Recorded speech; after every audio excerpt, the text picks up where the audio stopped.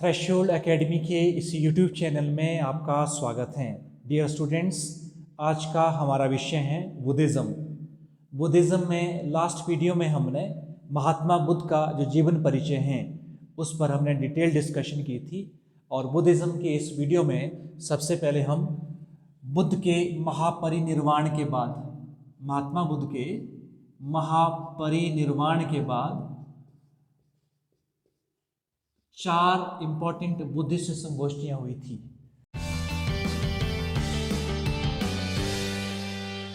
उसमें सबसे पहली संगोष्ठी 483 BC में, जिस वर्ष महात्मा बुद्ध का महापरिनिर्वाण हुआ था, जब उनका देहांत हुआ था, उस वर्ष ही पहली बुद्धिस्ट संगोष्ठी का आयोजन हुआ। इस पहली बुद्धिस्ट संगोष्ठी का आयोजन कहाँ पर हुआ? इसका आयोजन जो प्लेस था वो राजगृह के नज़दीक सतापानी की गुफाएं, इसका जो प्लेस था जहाँ पर ये पहली बुद्धिस्ट संगोष्ठी हुई थी। और इस पहली बुद्धिस्ट संगोष्ठी के जो ऑर्गेनाइजर थे, जो संरक्षक राजा थे, वो अजातशत्रु थे। हर्यणक वंश के शासक अजातशत्रु इस पहली बुद्धिस्ट संगोष्ठी के ऑर्गेनाइजर थे, संरक्षक राजा थे। और इस पहली बुद्धिस्ट संगोष्ठी के जो चेयरमैन थे उनका नाम महाकश्यप था। महाकश्यप। बुद्ध के महापरिनिर्वाण के बाद महात्मा बुद्ध के जो जीवन के जो परिचय था, जो उनका संदेश था, जो उनके उपदेश थे, उनको कंपाइल करने के लिए ये पहली बुद्धिस्ट काउंसिल हुई थी।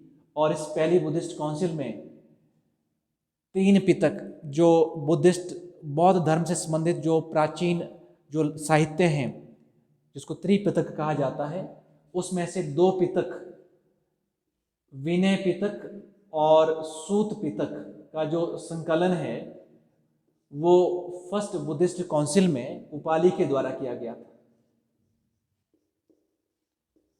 तो ये कुछ इंपॉर्टेंट पॉइंट्स थे जो हमारी फर्स्ट बुद्धिस्ट काउंसिल जो 483 BC में हुई थी। सेकंड बुद्धिस्ट काउंसिल ठीक 100 वर्ष के बाद 383 BC को हुई थी। सेकंड बुद्धिस्ट काउंसिल, दूसरी बुद्धिस्ट संगोष्ठी 383 BC को हुई थी। और इस संगोष्ठी का जो स्थान था वो वैशाली में था। वैशाली द प्लेस जहाँ पर ये सेकंड बुद्धिस्ट काउंसिल हुई थी। और इस सेकंड बुद्धिस्ट काउंसिल के जो संरक्षक राजा थे वो शिशुनाग वंश के शासक कालाशोक थे। कालाशोक। और इस संगोष्ठी के जो चेयरमैन थे, जिनकी अध्यक्षता में ये सेकंड बुद्धिस्ट काउंसिल हुई, उनका नाम सबकामी था। सबकामी। और तीसरी बुद्धिस्ट काउंसिल 250 BC को हुई थी। थर्ड बुद्धिस्ट काउंसिल 250 BC को हुई थी। मौर्य साम्राज्य के महान शासक अशोक के द्वारा इस तीसरी बुद्धिस्ट संगोष्ठी का आयोजन 250 BC में पाटलिपुत्र में करवाया गया था। पाटलिपुत्र में करवाया गया था। और इस संगोष्ठी के जो चेयरमैन थे, जिसकी अध्यक्षता में ये संगोष्ठी हुई थी, उनका नाम मोगलीपुत्र तिस था।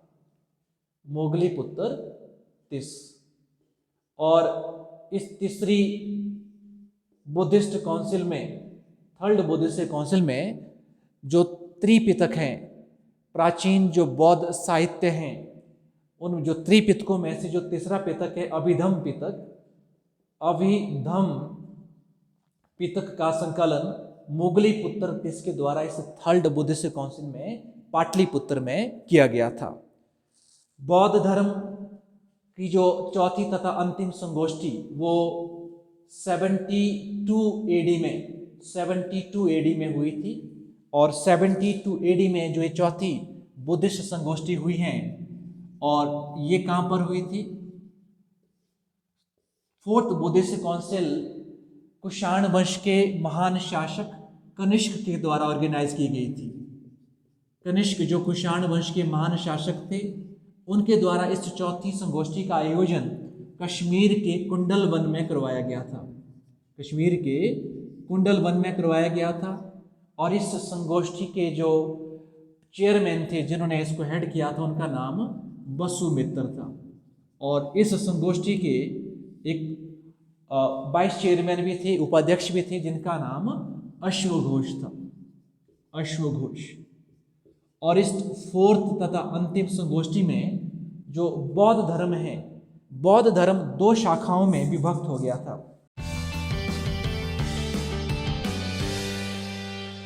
बौद्ध धर्म 2 ब्रांचेस, 2 शाखाओं में विभक्त हो गया था, जिसमें से जो एक शाखा थी जिसको महायान कहा जाता है, और जो दूसरी शाखा है उसको हीनयान कहा जाता है। महायान और हीनयान। देखो, महायान और हीनयान में क्या फर्क है?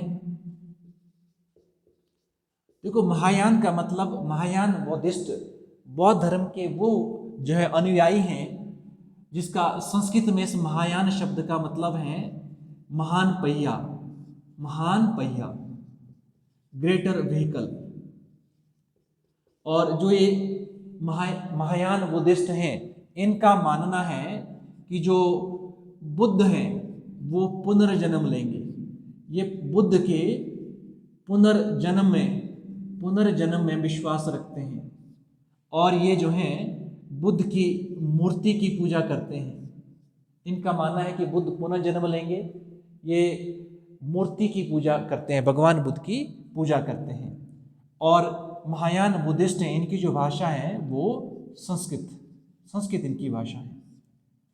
परंतु जो हीनयान बुद्धिस्ट हैं,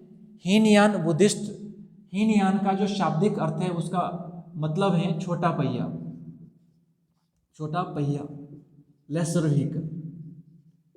और जो हीनयान बुद्धिस्ट हैं, इनका मानना है कि जो सेल्फ डिसिप्लिन, आत्म संयम और जो मेडिटेशन है उसके माध्यम से निर्वाण को प्राप्त किया जा सकता है, उस पर इनका बल रहता है हीनयान बुद्धिस्ट का। और हीनयान बुद्धिस्ट की जो फिलॉसफी है, ये पुनर्जन्म में विश्वास नहीं रखते हैं और ना ही मूर्ति पूजा में विश्वास रखते हैं। इनका मानना है कि जो बुद्ध हैं, वो एक गुरु थे, ना कि वो एक भगवान थे। ये भगवान बुद्ध को गुरु मानते हैं, ना कि भगवान मानते हैं। और महायान जो बुद्धिस्ट हैं, इनकी एक उपशाखा है जिसको जिन कहा जाता है। जिन महायान बुद्धिस्ट की एक उपशाखा है, जिसका जो ये उपशाखा है, इसका जो उद्गम है वो चाइना में हुआ था। जब चाइना में जो है तांग डायनेस्टी, जो तांग वंश जब वहाँ पे रूल कर रही थी, तब इस महायान बुद्धिज़्म की जो ये जिन जो उपशाखा है, इसका ओरिजिन हुआ है। और वहाँ से ये उपशाखा है, इसका प्रचार प्रसार जापान तथा दूसरे देशों में भी हुआ। तो ये कुछ इंपॉर्टेंट पॉइंट्स थे बुद्धिज़्म के, जो बौद्ध धर्म के जो 2 इम्पॉर्टेंट जो शाखाएं हैं, जो बाद में विभक्त हुई हैं। 2 तरह से जो है बुद्धिज़्म बंटा है। और इसी तरह से बौद्ध धर्म का कला तथा साहित्य में जो है काफ़ी योगदान रहा है, art and architecture and culture. तो किस तरह से कौन से इंपॉर्टेंट पॉइंट्स हैं इसमें, वो हम देखेंगे। कला एवं साहित्य में देखो, बौद्ध धर्म से संबंधित जो हैं, हमें जो कुछ इम्पॉर्टेंट जो है विश्वविद्यालय हैं, जैसे कि नालंदा विश्वविद्यालय, तक्षशिला विश्वविद्यालय और एक अन्य विश्वविद्यालय है विक्रमशिला। ये जो है हमारे प्राचीन जो आवासीय विश्वविद्यालय है, विक्रमशिला विश्वविद्यालय, ये हमारे प्राचीन जो हैं आवासीय विश्वविद्यालय हैं, और जिसके माध्यम से जो बुद्धिज़्म ने जो है शिक्षा का प्रचार प्रसार किया। और बौद्ध धर्म जो है भारत से जो है दुनिया के काफ़ी दूसरे देशों में इसका प्रचार प्रसार हुआ, जिसके माध्यम से जो भारतीय संस्कृति है उसका प्रचार प्रसार हुआ, दुनिया के दूसरे देशों में उसका प्रचार प्रसार हुआ। और बौद्ध धर्म से संबंधित जो चैत्य हैं, जो आर्किटेक्चर का जो स्टाइल है, चैत्य और बिहार। चैत्य किन्हें कहा जाता है, बिहार किन्हें कहा जाता है?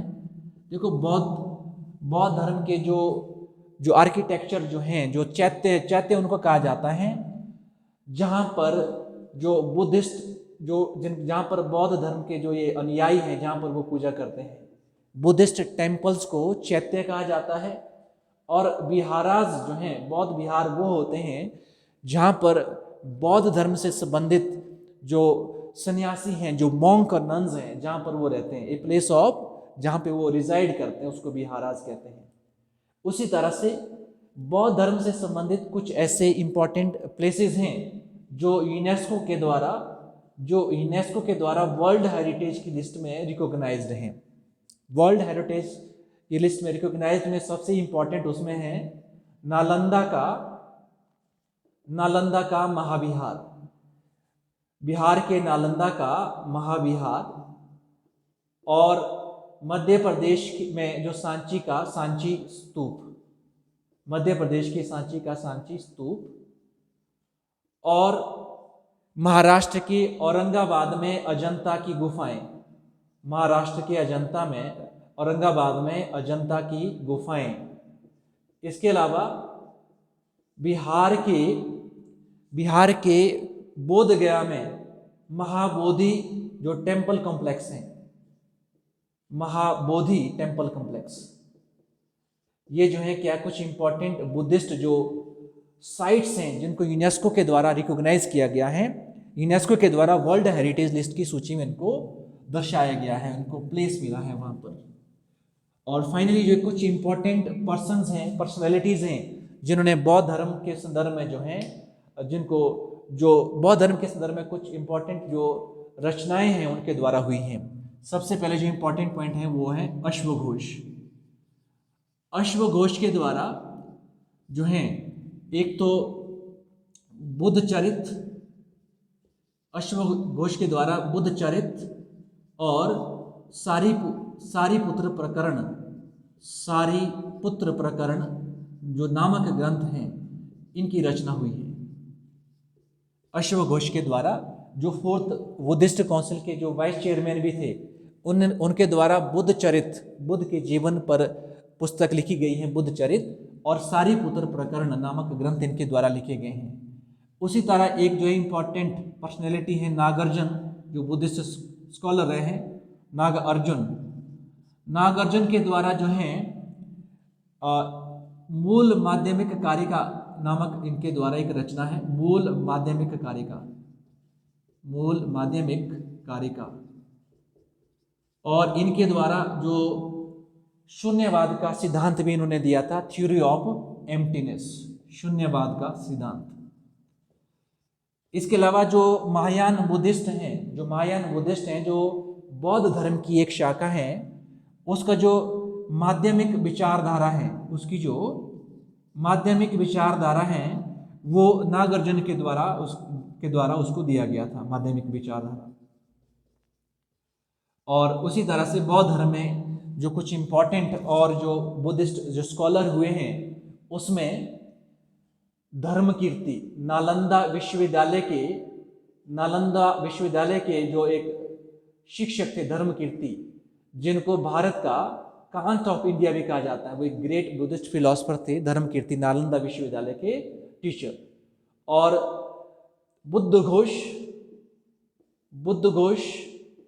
बुद्धघोष जो हैं, एक हीनयान जो बुद्धिस्ट हैं, उनकी भी एक उपशाखा थी, थेरवाद। जो हीनयान बुद्धिस्ट की एक जो उपशाखा है थेरवादी बुद्धिस्ट के ये जो है प्रमुख वक्ता थे बुद्धघोष। साथ ही उन्होंने विशुद्धि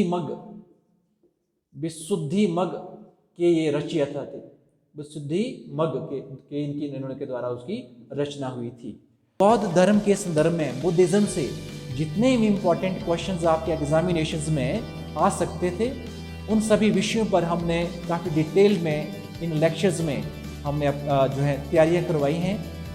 और इसी तरह से इंफॉर्मेटिव वीडियोस आपके बीच हम लाते रहें, उसके लिए आप थ्रेशोल्ड एकेडमी के इस यूट्यूब चैनल को लाइक करें, शेयर करें और सब्सक्राइब करें।